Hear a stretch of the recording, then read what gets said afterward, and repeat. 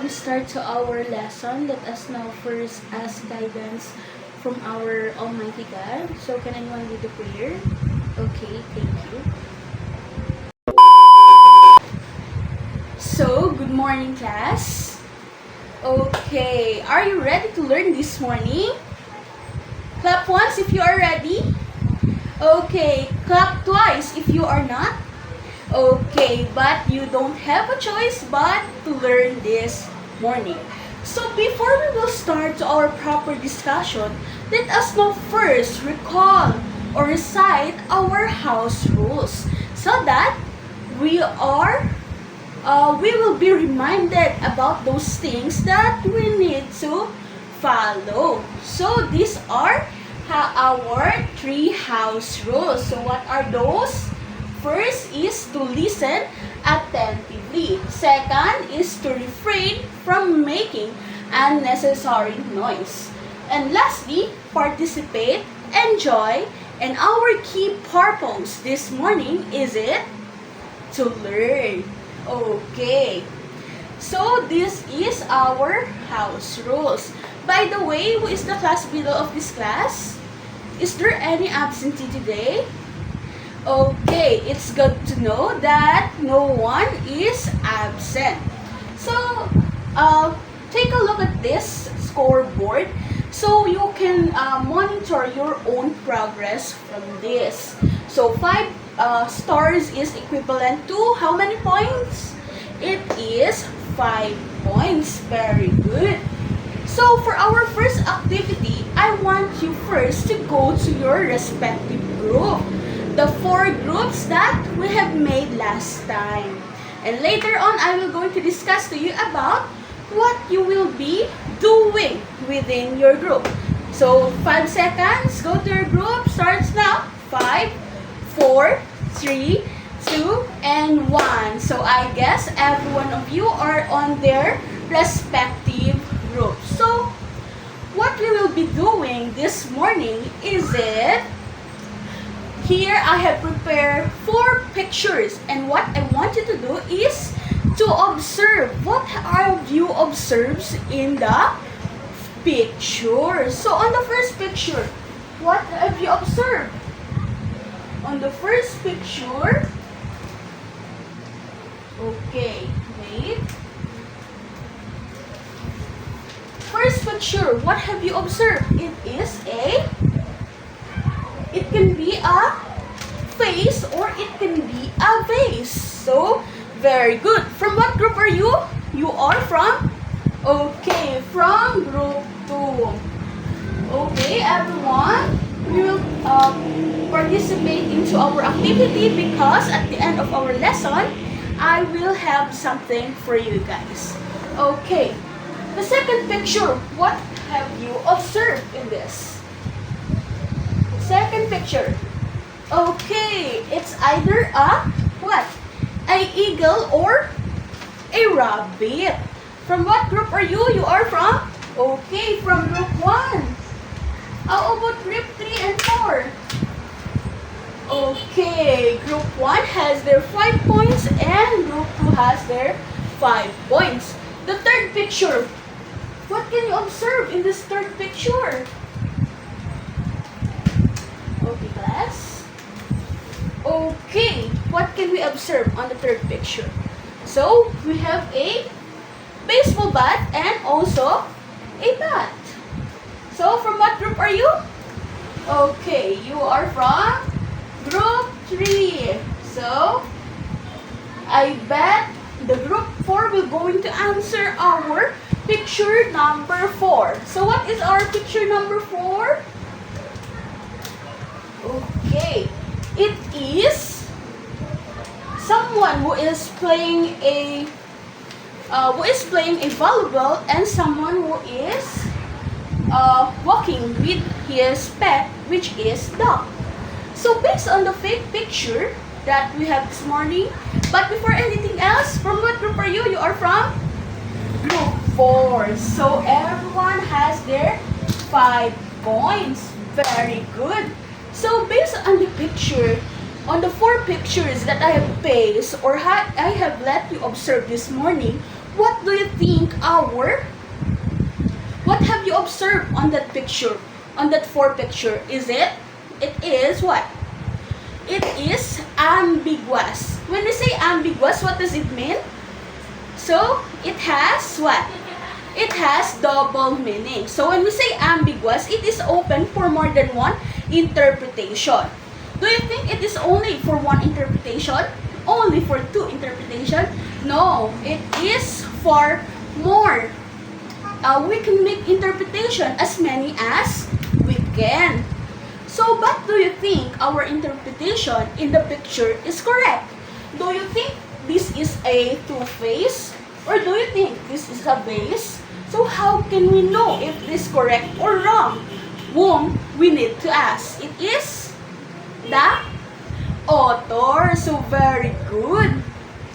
Because most of the time, if we are really invested into paintings, into speech, or into a story, we get to search or we get to dig more information about that.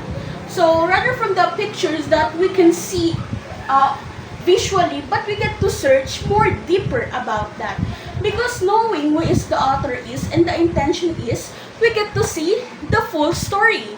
We get to know the full or the message behind their works. Are we clear? Okay, very good. So, we need to ask the one who made these things. So, from the activity that we had earlier, from these four pictures, what do you think our lesson this morning? So, what do you think? It is analyzing what? Analyzing speaker stand. Very good. So, we will be tackling about analyzing speaker stand or how to analyze it. But before anything else, I have 3 questions for you, and just raise your hand if you can relate to these questions. First question, it is, have you ever been the subject of gossip without getting the chance of explaining yourself? Or second, have you ever felt misunderstood because other people only believe what they heard from others? Or third, have you ever wished that someone would listen to your words carefully and to understand your true stand? Just like gossip, it is not enough to listen to words alone. We need to analyze the speaker's stand. So lucky of you, today we will be discussing about how to analyze speaker stand. But before anything else, I will be first presenting to you our learning objectives, or at the end of this 40-minute class session, you will be learning these 3 things. What is our first? It is to distinguish the different interrelating terms needed in analyzing speaker stand. And second is to identify the stand of the speaker based on the explicit statement, and C, relate text content to particular social issues, concerns, or dispositions in real life. So that is our objectives this morning. So take a look at this. This is called as rhetorical pentagon. If you will be asking me about why is it called as rhetorical pentagon? Or teacher, what is rhetoric or what is rhetorical? And teacher, why of all the shapes, why we are using pentagon? So class, rhetoric means, from the root word rhetoric, it means using of words to communicate effectively. And if you will be asking me about why of all the shapes we are using pentagon, it is because we are identifying the 5 key interrelated terms in analyzing speaker stands. And what are these? These are the speaker. What do you know? What can you find out about the speaker writer as a person? Here, this is the writer who wrote that kind of story. Who wrote who made that kind of painting, and so on and so forth. If you will be asking me about, is it the writer is just the name of the one who made those things? It can be, but Rather than that, we can able to find out more or deeper about those person who are making a story, making those things, because based from their work, we get to know their kind of personality, what kind of attitude that they have. Second is the audience. Who tend to listen to their, who is the target audience of that kind of story? Is it the young adults? Is it the general public? Is it the government? Is it the policymakers? And so on and so forth.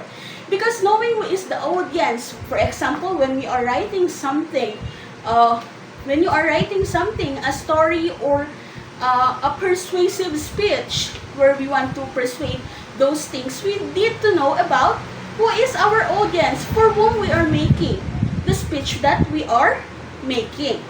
And the third thing is the circumstances. Do you think what is the situation of the writer, of the author of the thing when he is making that kind of story? Is it the writer is on crisis moment? Is it the writer is happy? Is it the writer is exhausted? And so on and so forth. Because the kind of story that the writer is making is the reflection of his lives, of what he is or she is dealing with. Next is the topic. That is the bottom. So when we say the topic, is it just the title? No, it is not always the title, because the title is just giving us the hint about what can we find inside the story.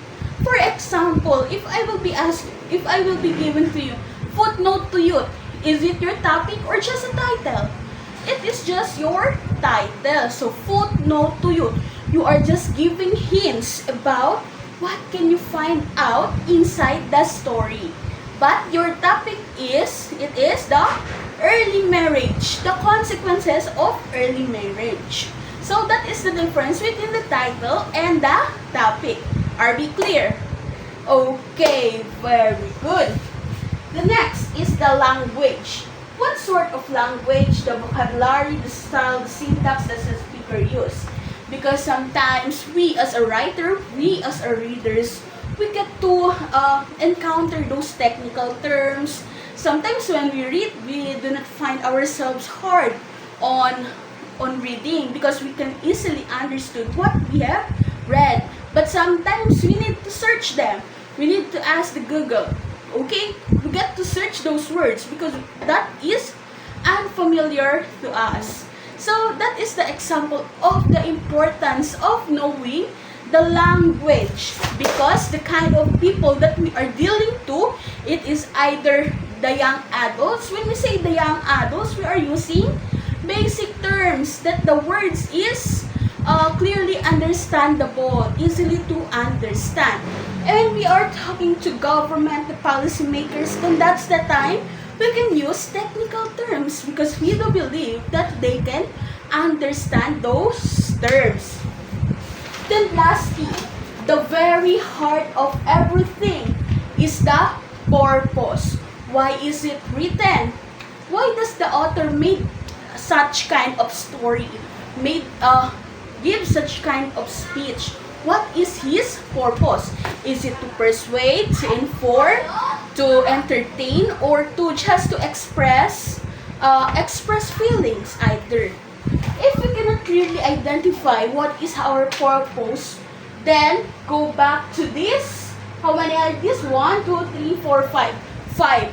Because when we already know about these 5 key interrelated terms, we can clearly identify what is the purpose of the writer. Why does the writer made such kind of story or made such kind of speech? So, since our lesson is how to analyze speaker stance, so I guess that you are waiting for me to explain the steps one by one. So the step 1 is to understand the message. When we say understand the message, we read it repeatedly. we repeat. When we cannot understand, we repeat again. So, what is the essence of reading if we cannot understand what we are reading? So, understanding is really important. So, that is our first step. For our second step is to identify the topic. And if you will not, if you cannot easily identify the topic, go back to the step 1. It is to understand the message. Because if you really understood the message, you can clearly identify your topic. The step 3, know the speaker or writer. As I've said earlier, that knowing who is someone who is speaking, the speaker, or who wrote that kind of story, it is our way to analyze his speaker or her speaker's stand, the stand of the speaker. The fourth is to consider the audience. So clearly, I already discussed it that when we are considering the audience, we are considering also the language that the author used, that we are using when we are on their shoes, when we are writing something. The step 5, check the context or the situation or the circumstances. When we say the circumstances, it is the kind of situation that the writer is going through that time when he is reading. Is he on crisis moment? Is he happy? Is he exhausted? Or is he dying and everything and all? The step 6 is to find the purpose. At the heart of everything, you can clearly identify what is the purpose, for what is the story is being made. Step 7, state the stand in your own words. So if you follow this step, you can now state your stand if you will believe to what the author said or you will going to make another stand. So okay, for our final activity, I will be giving to you by group a handouts of rhetorical pentagon and the guided questions that you will be answering in your group. But first, you will first use the rhetorical pentagon on identifying the 5 key interrelated terms of the speaker's stand. So I have here a editorial that I got on Philippine Daily Inquirer, but you can access this online. So this is entitled as Let's Feed Them by Peter Wallace. So these are the 4 handouts. Okay. So I guess I will be giving to you a 10 minutes to finish this work. Your timer starts now. A few moments later. So, okay, time's up. I bet that you are already done on answering the handouts that I have given. So, for the group 1, you will be answering about what is the topic and the writer by identifying it here based on the editorial. And also, you will be answering the 2 guided questions. So, from the group 1, who will be represent your group? Okay, you. Very good. So, the topic is about the poverty that our fellow Filipinos is experiencing. And who is the author? It is Peter Wallace. Very good. Let's give a round of applause for group 1. Okay. For group 2, you will be identifying the reader and also answering the 2 guided questions. Who is the reader? It is the fellow Filipinos, the public, the general public, the government, and policymakers. So it is for all. This kind of speech is a what? Persuasive speech. Is it to persuade those sentiments that our fellow Filipinos is experiencing, is feeling during this moment? So, the guide question, what social issue is highlighted in the text? In your group, who will be representing? Okay, you. Okay, very good. The social issue, it is the poverty that our fellow Filipinos is experiencing. Most especially the lack of, the insecurity of food. that the food production is not sufficient for the populations of the fellow Filipinos. And the second question is, what is the stand of the writer? So the stand of the writer that he is calling the governments that need to increase the budget on agricultural sector, as this is essential for us to have a better quality of life, to give our fellow Filipinos the enough supply for their daily life. For group 3, who will be representing your group? But a round of applause for group 2. Okay, very good. For group 3, you will be identifying about the reader. Who do you think is the reader of this? The reader and the language. The reader are the fellow Filipinos. It is the group 1, which is stated. The language used.